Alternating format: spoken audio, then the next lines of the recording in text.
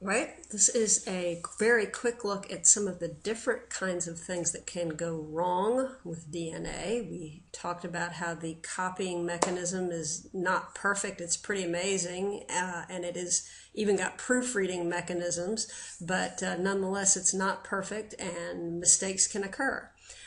So what happens when you get a mistake in the DNA? There are many, many ways, of course, to get a mistake in the DNA, infinite number of ways. And this is only going to look at a few of them. You can have huge mistakes where huge chunks of chromosomes or entire chromosomes are missing. But this is going to look at some of the smaller kinds of mistakes that can be found in mutations in DNA. Okay? Point mutations. Point mutations are when one nucleotide, a single base change, if you will, a single letter, is altered in some way. Depending on what is altered, you can get different results. In some cases, the mutation will be silent. In other words, it won't result in any kind of change. In this case, right here, here is the normal mRNA sequence determined by normal DNA, and you see here that we've got a sequence, and what we're going to focus on is this last codon right here. If we look at, we have a base pair substitution. We just swap out where it says GGC. We're going to swap out GG and swap that U, a U instead of a C. And if you look at your genetic code chart, what you would find is GGC and GGU both code for an amino acid called glycine. So there's no difference. That's a silent mutation. It just doesn't have any effect on the organism. It's still exactly the same. There are missense mutations where you change an amino acid and it does have an effect, and so we get right here a serine because we swapped an A here for a G, and we get a serine instead of glycine, and that's a missense. Would that be a damaging mutation? Possibly. Are all mutations bad? No, some might make the protein better somehow, but usually if you make a random change because you've made a random mistake, it's not going to turn out well. Nonsense mutations do things that just make the whole thing unusable, unreadable even.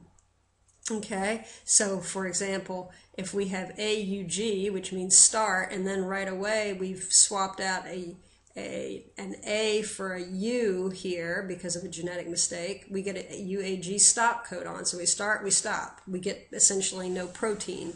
And so obviously that doesn't make any sense. So that's a nonsense. And all of these, no effect, possible effect, really devastating effect, are caused by one nucleotide alterations. Okay? It is a point mutation that leads to sickle cell anemia, one nucleotide mistake.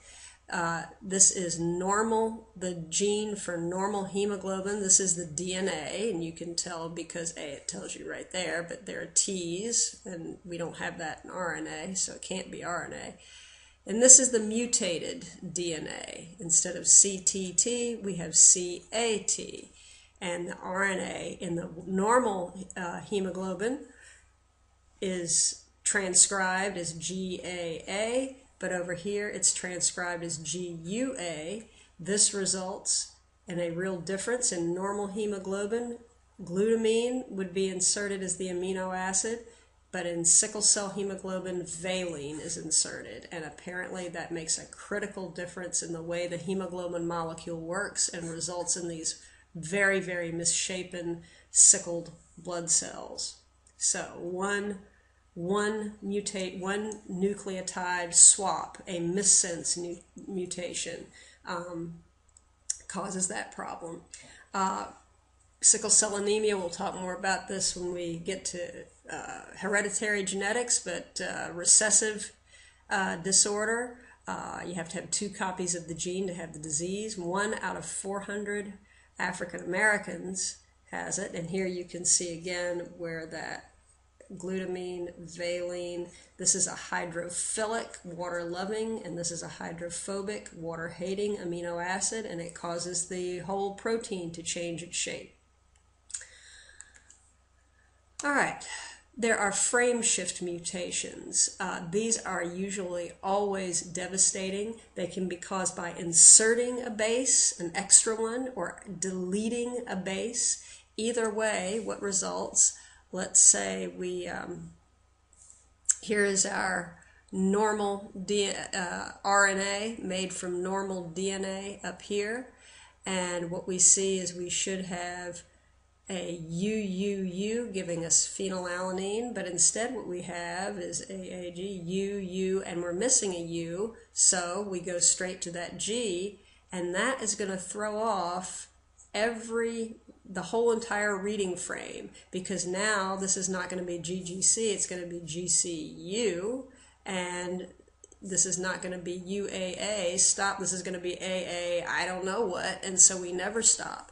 So this is going to mess up everything downstream from the mistake, and that's a huge problem.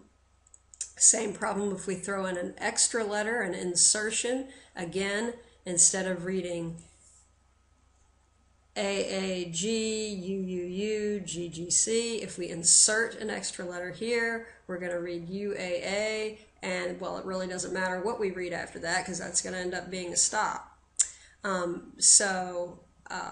Huge problems with frame shift. Okay.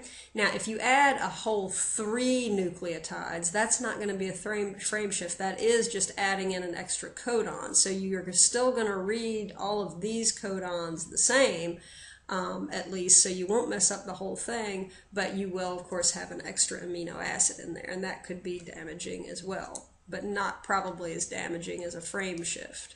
Okay, where you utterly change the entire protein. One of these would obviously cause the most damage, one of these little frame shifts at the at the beginning of the gene, rather, because you mess up everything that comes after it. Okay, I think we can stop with that, and we will catch you in the next podcast. Take care.